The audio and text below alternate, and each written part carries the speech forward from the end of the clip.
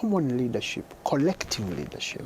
Because for that continent to emancipate itself from this type of competition, you need collective leadership at the continental level. In the absence of a collective leadership, you cannot own that continent. You cannot really put that continent in your own domain.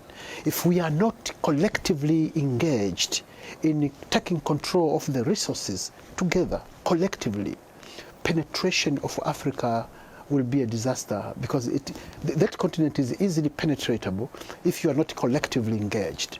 So you may have individual powerful and strong leaders in the continent, but we need a collective leadership to own the resources. So what prevents the leadership from forging that collectivity, to a collective nature of leadership, so that the continent can have one voice, the continent can have a common approach to issues, whether they're democracy related issues or even economic development related issues? We need a very strong AU, the African Union. We need very strong regional economic groupings. But if I can just comment, you know, we didn't fare well in the past 2-3 years, where you witnessed the big powers penetrating the continent to the extent of going to one country, killing a leader in broad daylight, and then you call that a spring, a certain spring. You can call it Arab Spring or so what. The continent was there just watching. That is a disgrace to the continent.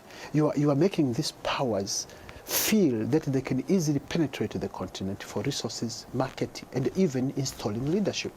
And to me, that is a disgrace. We needed a very strong AU, African Union, that can say no when there is this type of penetration, that can determine its own future, that can have its roadmap on how to enhance this intra-African trade. And correctly, as you are saying, you didn't need to come to Washington to be told the ABC on how to enhance intra-African trade. We know the benefits of intra-African trade. We know the benefits of transportation. We know what is meant by hard infrastructure and soft infrastructure. You don't need lectures for this, but we need a very strong organization of the African unity and a very strong regional group.